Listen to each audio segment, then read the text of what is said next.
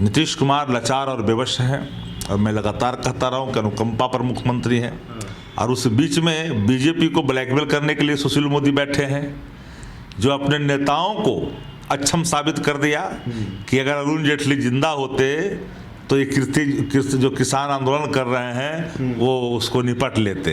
यानी देश का गृह मंत्री अमित शाह अक्षम, सीतारमन अक्षम, राजनाथ सिंह अक्षम, प्रधानमंत्री नरेंद्र मोदी भी अक्षम, अभी वो सुशील मोदी सक्षम है। तो भारतीय जनता पार्टी को भी आईना दिखाया सुशील कुमार मोदी ने। ये बात समझनी पड़ेगी कि साल 2020 फिर से नीतीश सरकार तो बन गई है, लेकिन सरकार बनने के बाद जिस तरह से अंदर खाने मुकाबला कांटे का चल रहा है, अंक गणित को बरकरार रखने की तैयारी चल रही है, भले दबी जुबान से ही सही, लेकिन ये तय है कि सरकार आंकड़ों के खेल को किस तरीके से खेल रही है, सरकार कब तक चलेगी, ये कह पाना बहुत मुश्किल है। इस बीच विपक्षी पार्टी के तौर पर आरजेडी है। आरजेडी तेजस्वी यादव जब से राष्ट्रीय अध्यक्ष बदले हैं जेडीयू ने, तब से बड़े खामोश चल रहे हैं। कहीं सवाल ये उठ रहा है कि कहीं गुपचुप कोई खेल तो नहीं हो रहा। इस खेल को समझने के लिए हमारे साथ आरजेडी के मुख्य प्रवक्ता और पूर्व विधायक शक्ति सिंह जी हैं। शक्ति जी, बहुत बहुत स्वागत है न्यूज़ फॉर नेशन पे। जी आपका। कहीं कुछ खेल तो नहीं अंदर खाने चल रहा है, या फिर कुछ गुपचुप तो नहीं हो रहा? मैंने कई दफ़े कहा है और पुनः आज मैं कह रहा हूँ कि किसी भी परिस्थिति में नीतीश कुमार का नेतृत्व को राष्ट्रीय जनता दल स्वीकार नहीं करेगी। रहा सवाल ताजपोशी का, आरसीपी सिन्हा जी का, तो देखिए उनका पार्टी का अंदरूनी मामला है, किसको अध्यक्ष बनाते हैं। पर इतना तो सत्य है कि नीतीश कुमार ने कार्यकर्ताओं पर भरोसा नहीं करके अपने प्रधान सचिव से मुक्त करके जो राज्यसभा के सदस्य बनाए, नेता बने, उन पे विश्वास किया।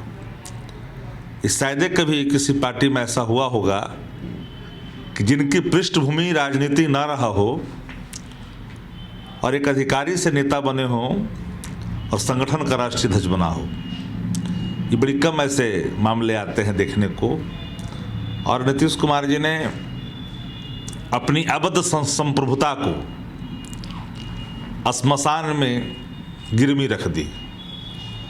अब मैं नहीं कहना चाहता कि भारतीय जनता पार्टी से इनके रिश्ते किस कदर निमह रहे हैं, पर इतना सत्य है कि बिहार में सरकार नाम की चीज़ नहीं चल रही है।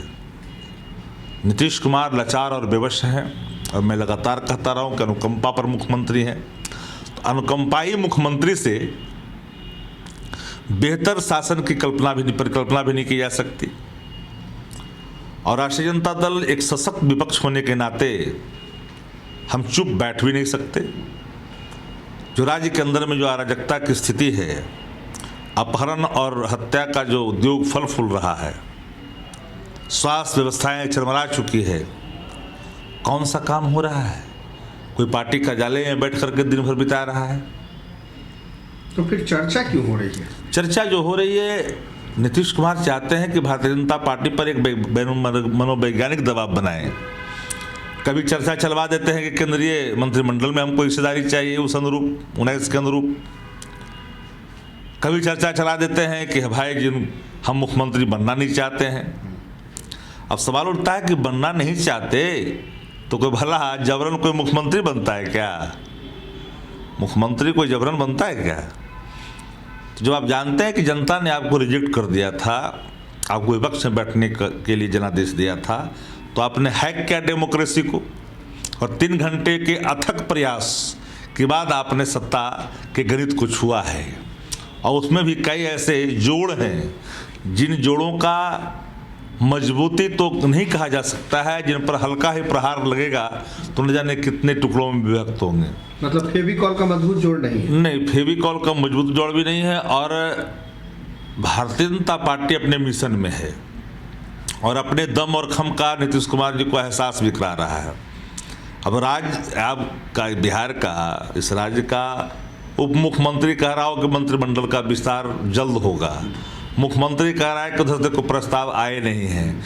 तो जो खुद विस्तार के अधीन है वह मुख्यमंत्री होने का स्वांग रच रहा है। तो भाजपा बिहार में जदयू मुक्त करने का जो संकल्प लिया है उसकी शुरुआत वो अरुणाचल प्रदेश से किया है। तो वहाँ से निकल कर के जो आग जो लगी है तो बिहार में भी जदयू कई टुकड़ों में तब्दील होगा।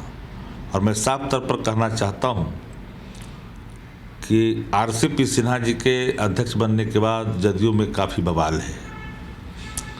उनके कई नेता काफ़ी गुस्से में हैं, आक्रोश में हैं कि हमें ये स्वीकार नहीं है, पर सब समय पर जवाब देंगे। तो लेकिन जवाब तो तुरंत आता था, तेजस्वी जी तुरंत ट्वीट कर देते थे, लालू प्रसाद यादव, राबड़ी देवी के ट्विटर हैंडल से तुरंत ट्वीट हो जाता था। इन दिनों बड़ा साइलेंट है। अपने साहब राष्ट्रीय जनता दल का ट्विटर हैंडल आपने देखा नहीं, एक से एक प्रहार हम कर रहे हैं।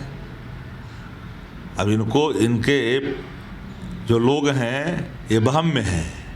राष्ट्रीय जनता दल को किसी भी कीमत पर नीतीश कुमार का नेतृत्व स्वीकार नहीं है। मतलब जेडीयू अपने तरफ से ब्लैकमेल कर रही है। जदयू चाहती है भारतीय जनता पार्टी को ब्लैकमेल करना।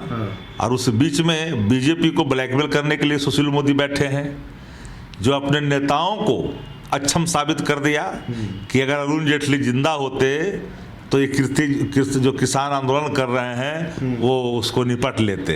यानी देश का गृह मंत्री अमित शाह अक्षम, सीतारमन अक्षम, राजनाथ सिंह अक्षम, प्रधानमंत्री नरेंद्र मोदी भी अक्षम, अभी वो सुशील मोदी सक्षम है। तो भारतीय जनता पार्टी को भी आईना दिखाया सुशील कुमार मोदी ने। ये बात समझनी पड़ेगी कि राष्ट्रीय जनता दल का जो आरोप शुरू से रहा है वो आज सच प्रमाणित हुआ कि ये स्टेपनी है, नीतीश कुमार के मुखपत्र हैं, नीतीश कुमार के मुखौटा बन के काम करते हैं। ये सामने आ गई ना। ये तो सामने आ गया। एक छोटा सा सवाल और है कि अगर नीतीश कुमार या सीधे तौर पे कहें जेडीयू आरजेडी का मिलन संभव हो सकता है? देखिए, हम जनता के बीच जो अपने वचन पत्रों के आलोक में जो हमने मत प्राप्त किया है, विश्वास प्राप्त किया है, हम उस विश्वास का गला नहीं घोट सकते। हमारा कमिटमेंट है 10 करोड़ युवाओं को नौकरी देने का, हमारा कमिटमेंट है रोजगार के अवसर देने का, हमारा कमिटमेंट है सुनवाई का, हमारा कमिटमेंट है कार्रवाई का, सिंचाई का, पढ़ाई का, दवाई का। आज जिस तरह से अस्पताल की व्यवस्था चल रही है, मीडिया के प्रवेश पर ही प्रतिबंध लग गए हैं। ये अधिनायक बात नहीं तो क्या है? ये लोकतंत्र के लिए अच्छी बात थोड़ी है।